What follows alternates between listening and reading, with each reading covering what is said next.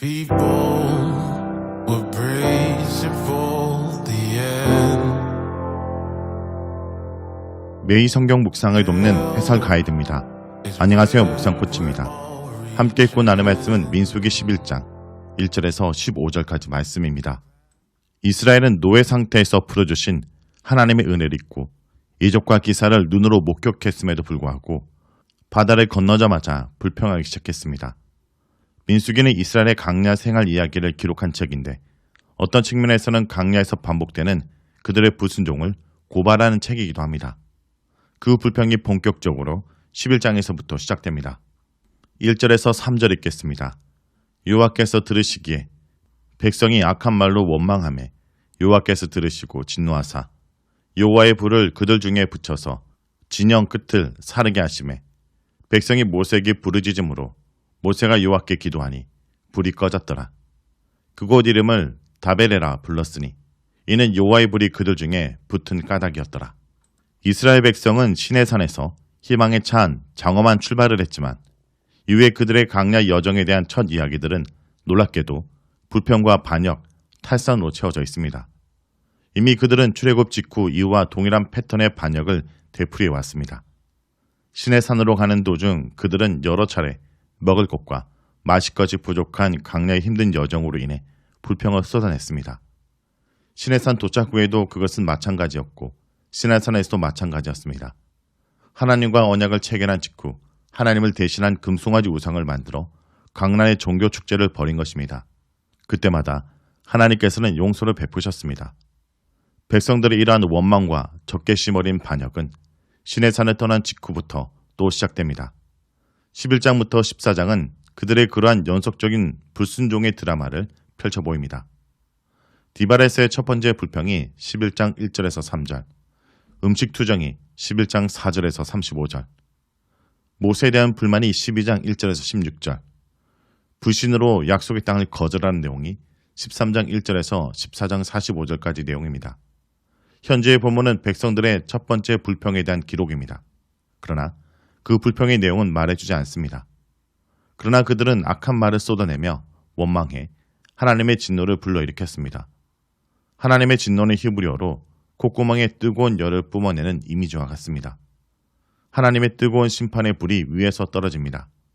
그 불은 이스라엘 진영의 변두리를 불살랐습니다.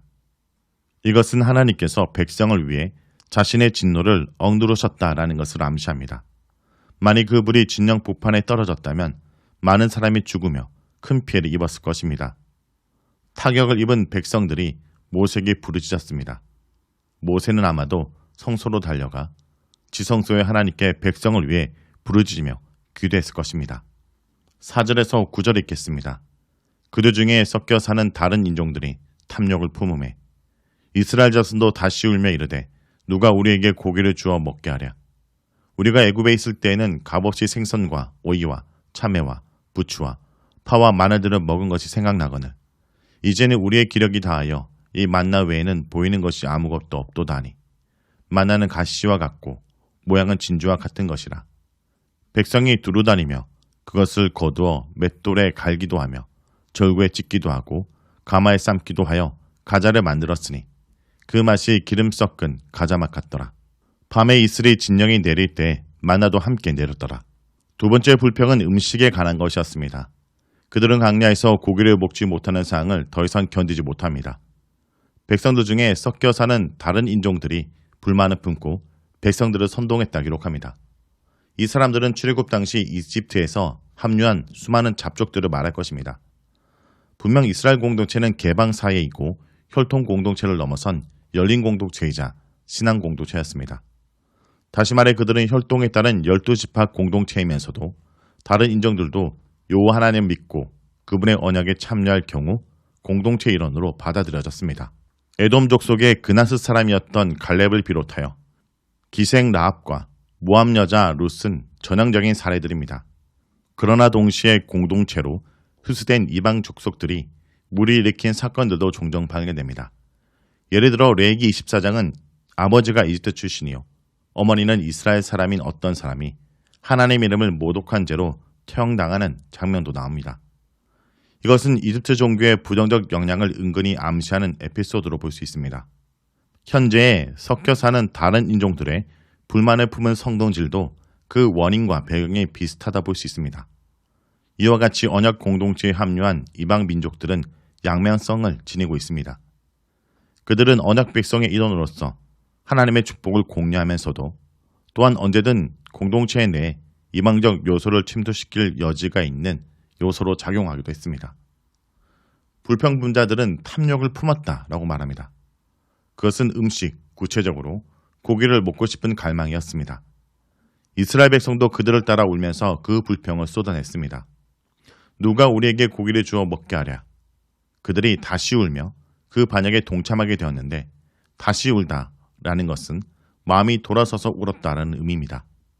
즉 그들은 하나님으로부터 돌아서 섞인 무리들과 한패가 되었습니다. 그들이 울었다고 하는데 이 울음은 슬픔의 울음이 아닌 원통의 울음입니다. 그들은 계속해서 이집트에서 자신들이 마음껏 향유했던 먹거리들을 나열합니다. 생선, 오이, 참외, 부추, 파, 마늘 등입니다. 하지만 강야에서 먹을 수 있는 것은 기껏 만나라는 식상한 음식뿐이라고 생각했습니다. 그들은 하나님이 내려주신 만나만 먹었더니 기력이 다해 더 이상 버티기 힘들다고 불평합니다. 그들이 쏟아낸 말들은 모두 가장되거나 거짓투성일 뿐입니다. 그들은 자신들이 나열한 그 풍성한 먹거리들을 마음껏 먹었다고 하지만 그들은 노예 신분이었습니다. 그들이 그것을 먹긴 먹었을 것입니다. 그러나 값없이 마은 것은 거짓입니다. 노예로서 그들이 누릴 수 있는 식도락의 기쁨은 제한적이고 또 때로는 간헐적일 뿐이었습니다. 그것도 노예 신분으로서 잠깐의 만족뿐이었을 것입니다. 또한 그들이 전혀 고기를 먹지 못했다는 주장도 거짓입니다. 그들은 이집트를 나올 때 수많은 소와 양떼를 끌고 나왔습니다. 하나님이 내려주신 특별한 음식인 만나가 기력을 쇠하게 한다는 불만도 거짓입니다. 분명 하나님께서 공급하신 음식은 백성들의 생명을 풍성하게 충분했습니다. 무엇보다 본문은 만나를 묘사하는 걸 통해서 만나가 오히려 매우 고급스러운 재료인 것처럼 설명합니다. 이스라엘 사람들은 만나를 갖고 음식을 만들어 먹었는데 아마 그 맛이 좋았을 것으로 보입니다. 그리고 9절은 하나님이 만나를 사람들에게 이슬과 함께 내려주셨음을 밝힙니다. 이스라엘 백성들은 그저 들에 나가서 만나를 적정 분량만 주워오면 됩니다. 이것은 하나님이 만나를 이스라엘 사람들에게 무료로 주셨음을 밝힌 것입니다. 생선과 오이와 참외, 부추, 파와 마늘은 물과 땅에서 나는 것들이고 만나는 하늘에서 내리는 것입니다. 그러니 오히려 만나가 훨씬 더 귀한 재료입니다. 그런데도 이스라엘 사람들은 만나가 얼마나 귀한 것인지 모릅니다. 그들은 만나를 하찮게 여긴 것입니다. 10절에서 15절 읽겠습니다. 백성의 온 종족들이 각기 자기 장막 문에서 우는 것을 모세가 들으니라. 그러므로 여호와의 진노가 심히 크고 모세도 기뻐하지 아니하여 모세가 여호와께 여짜오되 어찌하여 주께서 종을 괴롭게 하시나이까? 어찌하여 내게 주의 목전에서 은혜를 입게 아니하시고 이 모든 백성을 내게 맡기사 내가 그 짐을 지게 하시나이까? 이 모든 백성을 내가 배웠나이까? 내가 그들을 낳았나이까? 어찌 주께서 내게 양육하는 아버지가 젖먹는 아이를 품듯 그들을 품에 품고 주께서 그들의 열조에게 맹세하신 땅으로 가라 하시나이까? 이 모든 백성에게 줄 고기를 내가 어디서 얻으리까? 그들이 나를 향하여 울며 이르되 우리에게 고기를 주어 먹게 하라 하온즉 책임이 심히 중하여 나 혼자는 이 모든 백성을 감당할 수 없나이다. 주께서 내게 이같이 행하실진대 구하옵나니 내게 은혜를 베푸사 즉시 나를 죽여 내 고난당함을 내가 보지 않게 하옵소서. 모세는 원통함으로 가득 찬 백성들의 울음소리를 들었습니다. 하나님은 크게 진노하셨고 모세의 눈에도 그것은 악한 일이었습니다. 모세는 또다시 하나님께 간청하여 백성들을 중재합니다. 여기서 모세의 탄원과 불평은 백성들의 탄식 어린 울음과 대조됩니다. 모세에겐 불평과 투정을 반복하며 하나님과 자신에게 걸게 하는 백성들이 무척 버거웠습니다. 그들이 지도하는 일은 무거운 짐과 같습니다. 그럼에도 하나님께서는 마치 친자녀처럼 여기면서 철없는 그들을 끝까지 친아버지처럼 마음에 품고 가나안 땅으로 인도하라 하십니다. 고기를 달라 떼를 쓰는 그 폐역한 백성들을 더 이상 책임지지 못하겠다는 모세의 항의는 정당합니다. 모세 입장에서 그 많은 고기를 구해줄 수 없었습니다. 아무리 뛰어난 인간 지도자도 사람의 욕구를 다 채울 재간은 없습니다. 특히 영적 지도자들은 이런 인간의 유한성과 한계를 인정하고 하늘 양식을 끌어다 능히 채우시는 하나님을 의지해야 합니다. 모세는 이 불평하는 백성들을 더 이상 감당할 수 없다면서 차라리 자신을 빨리 죽여달라고 애원합니다. 여기서 책임이 중하여 혼자는 백성을 감당할 수 없다라는 말은 이어지는 16절 이하를 볼 때 그 어떤 행정적 측면의 책임을 내포하고 있음이 분명합니다. 더 이상 이 거대한 해중의 무리를 혼자 통솔하기에는 불가능합니다. 특히 그들이 소요를 일으키며 여기저기서 불평을 쏟아낸다면 현재의 상태로는 모세에게 이에 대한 마땅한 대응책이 없습니다. 모세의 탄원, 곧 죽여달라는 강조의 요청문은 그의 결연한 의지를 보여줍니다. 언제나 목숨을 담보한 모세의 탄원은 문제 해결을 위한 그의 마지막 승부수였습니다. 이와 같이 자신의 목숨을 기꺼이 거는 것은 지도자들에게 요구되는 가장 중요한 덕목일 것입니다. 자, 여기까지가 민수기 11장 1절에서 15절까지 말씀입니다. 오늘 말씀을 통해 우리는 무엇을 묵상하고 적용해야 할까요? 불평과 원망은 우리의 일상이 되어서는 안 됩니다.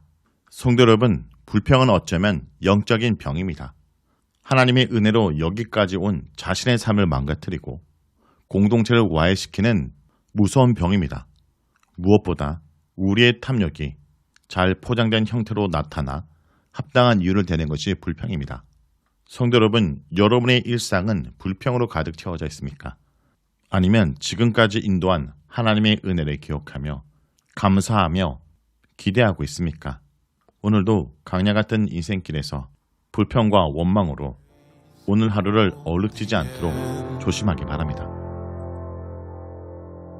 Hell is where we're all reaching.